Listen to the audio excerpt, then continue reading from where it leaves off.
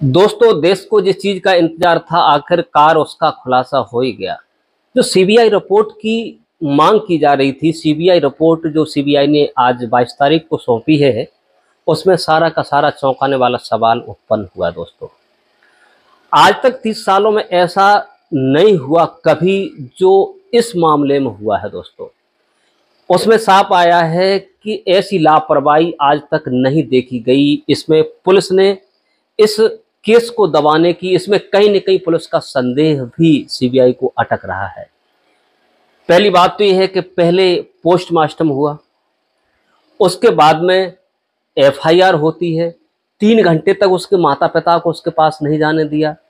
अगली बात, सीबीआई को ये भी पता चल रहा है कि इसमें क्राइम से छेड़छाड़ की गई है, क्योंकि मामला आगे न बढ़ जाए। दूसरी बात यह है कि अगला सवाल ये भी उठता है कि 1 से 51 ग्राम सीमन एक आदमी का नहीं हो सकता, इसमें कई एक हो सकते हैं। बहुत सारी बातें, बहुत सारी समस्याएं उत्पन्न हो रही हैं। इसमें केस में महिला एएसपी का भी इसमें कुछ गठन हो सकता है। कहीं न कहीं सीबीआई का कोई न कोई बात पर संदेश जाता है, क्योंकि जो 9 अगस्त 2024 को महिला लेडी की जो हत्या हुई थी, उसमें साफ दर्शाया जाता है कि कहीं न कहीं इस केस में छेड़छाड़ है, कहीं न कहीं कुछ है। तो इसकी सुनवाई का जो खुलासा था, जो सबूत मिला है, वैसे 90% तो बंगाल पुलिस ने इसे सुलझा ही लिया था, लेकिन जो 10% केस रह गया था, सीबीआई को छोड़ दिया था।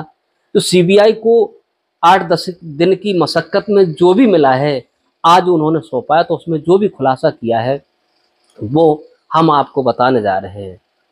नमस्कार, आदाब, सत श्री अकाल। मैं हूँ प्रेम यादव। ये जो तुम्हें सुनाने जा रहा हूँ, जो ट्रेनी लेडी डॉक्टर की कलकत्ता में हत्या हुई थी, उसकी सीबीआई रिपोर्ट जो है वो मिली है। उसके बारे में मैं तुम्हें बताने जा रहा हूँ कि इस केस में क्या हुआ है, क्या नहीं हुआ है।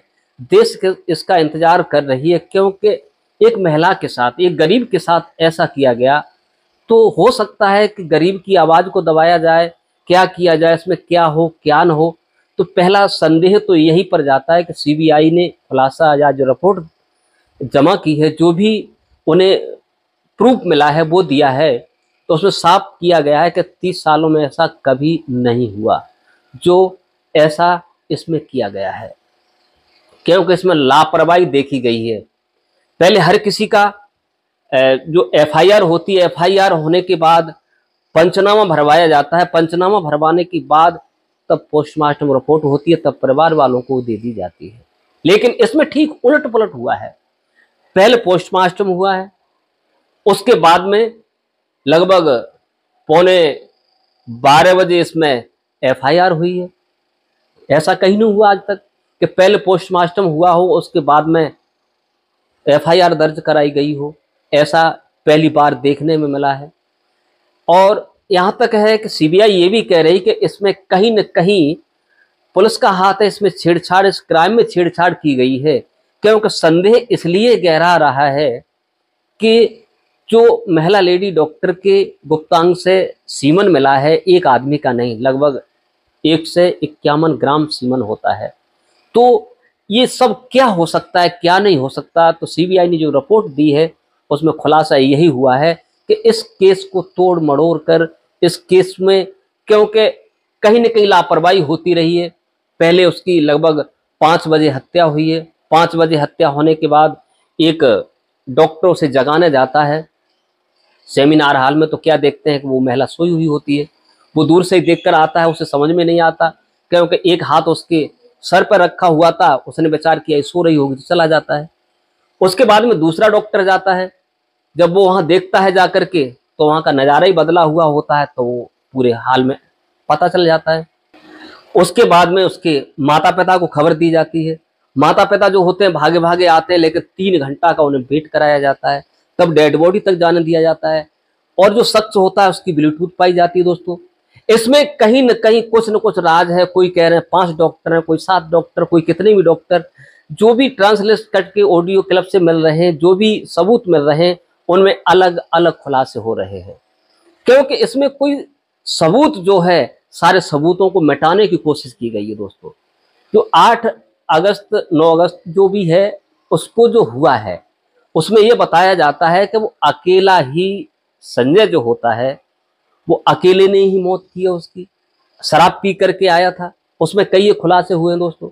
उसमें ये बताया जाता है कि 8 अगस्त को वो अपने एक दोस्त के साथ जहाँ रेड लाइट एरिया होती है या वैश्यालय होते हैं वहां जाता है, लेकिन वहां घूमता रहता है, लेकिन उसका वहां कोई धंधा नहीं बनता, वो चला आता है अपने दोस्त के साथ आकर के, क्योंकि हॉस्पिटल में वो कल्याण बोर्ड से काम कर रहा था पुलिस का, कभी मरीजों को लाना है तो कभी ले जाना है, तो उसका आना जाना था, उसे कोई रोकता नहीं था, उसे कोई टोकता नहीं था।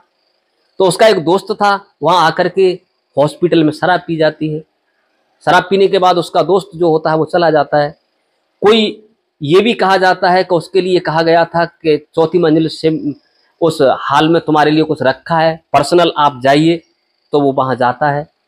उसमें कुछ ऐसा भी मिल रहा है कि वहां जाकर के उसने उस महिला को, क्योंकि जो लगभग 31 साल की तो थी, शराब की नशे में, ये बॉक्सर था, इसने जबरदस्ती अकेले ही उसका मर्डर किया है। मर्डर करने के बाद रेप किया है या क्या किया है, उसकी रीढ़ की हड्डी टूट जाती है और भी कुछ होता है। अकेले ही इतना ताकतवर था जिसने इतना काम किया। लेकिन जो सीमन पाया जाता है उससे अलग खुलासा होता है कि एक व्यक्ति का इतना हो नहीं सकता, इसमें कई लोगों का राज हो सकता है। तो कहीं न कहीं इस क्राइम में छेड़छाड़ की गई है। कहीं न कहीं एक गरीब परिवार की बेटी को इस प्रकार से मारा गया है या क्या किया गया, उसके साथ हत्या की गई है।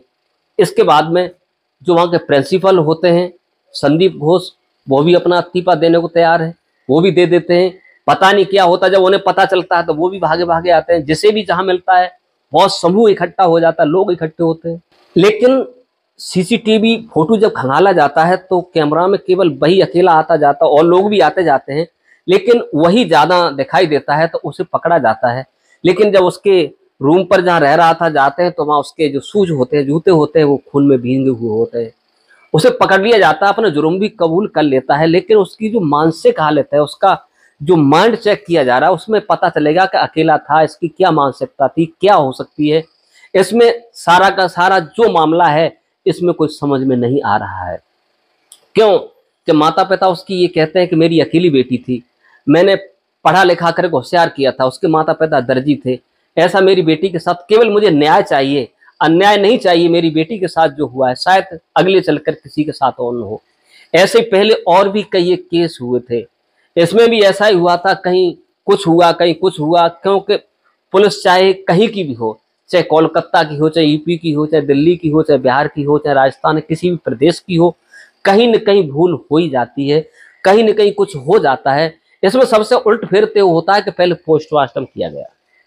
सीबीआई यहीं पर मोड़ ले रही है। अब इसमें क्या होगा आगे चल करके पता चलेगा। सीजीआई चंद्रचूड़ क्या इसमें निर्णय लेते हैं, क्योंकि एफआईआर से पता लगता है कि पूरा एक केस मामला गड़बड़ कर दिया गया। पहले पोस्टमार्टम नहीं होना था, पहले एफआईआर होती, उसके बाद में पंचनामा भरवाया जाता, उसके बाद में पोस्टमार्टम होता, तब कार्रवाई आगे की जाती। अब इसमें बिल्कुल विपरीत है। पहले पोस्टमार्टम है, उसके बाद में पूछा गया एफआईआर कब हुई, बोले 11:45 पर रात को। पोस्टमार्टम को कब हुआ? दिन में 2 बजे हुआ। तब इसमें क्या हो सकता है, क्या नहीं हो सकता दोस्तों। और मौत कब हुई? सुबह 5 बजे। माता पिता को खबर मिली 8-10 बजे। माता पिता आए 3 बजे तक उन्हें लाश कोई नहीं दिखाया गया। तो इसमें कहीं न कहीं 30 सालों का ऐसा बताया जा रहा है कि ऐसा कभी नहीं हुआ जो हुआ है दोस्तों। उसके बारे में अब क्या होता है ये कोर्ट करेगा, सुप्रीम कोर्ट का क्या होता है, क्या वो आदेश देते हैं, इसमें क्या होना चाहिए। क्योंकि अकेला है, अभी ये खुलासा नहीं हो पाया है कि उस अकेले ने ही मर्डर किया है। बताया तो ये जाता है बहुत बलवान था, ये बॉक्सर था, हो सकता है अकेले समेट दिया हो, लेकिन सीमन के द्वारा पता चलता है कि इसमें कई एक लोग हो सकते हैं दोस्तों। क्योंकि शराब पीने का आदी था और ये केस तो उसने जब कबूल कर लिया है कि हमसे ही हुआ है, लेकिन उसमें और लोग होने की आशंका जताई जा रही है मीडिया के द्वारा। जो भी है, जैसा भी है, क्योंकि मामला बहुत संगीन है दोस्तों। एक नहीं, ऐसे कई एक मामले सामने आ रहे हैं। उत्तराखंड में भी मामला हुआ है, एक महिला के साथ भी ऐसा हुआ, उसे भी मौत के घाट उतार दिया गया। एक नहीं, हजारों क्राइम कम नहीं हो रहे, बढ़ते चले जा रहे हैं। दिन दिन कोई न कोई क्राइम आगे सीन पकड़ता जा रहा है दोस्तों। अब जो आगे होगा वो कोर्ट के हाथ में है, क्या होता है क्या नहीं होता है। क्योंकि ऐसा कभी नहीं हुआ जो इस केस में हुआ है लेडी महिला डॉक्टर के में। नमस्कार, जय हिंद। इस कहानी को सुनाकर किसी को परेशान करना नहीं, किसी का दिल दुखाना नहीं, केवल आप लोगों को जागरूक सचेत करने का मेरा उद्देश्य है। जो हमें मीडिया के मुताबिक कहानी मिली हमने आपको सुनाई है। आज के लिए बस इतना ही। नमस्कार, जय हिंद, जय भारत। मिलते हैं नेक्स्ट वीडियो में।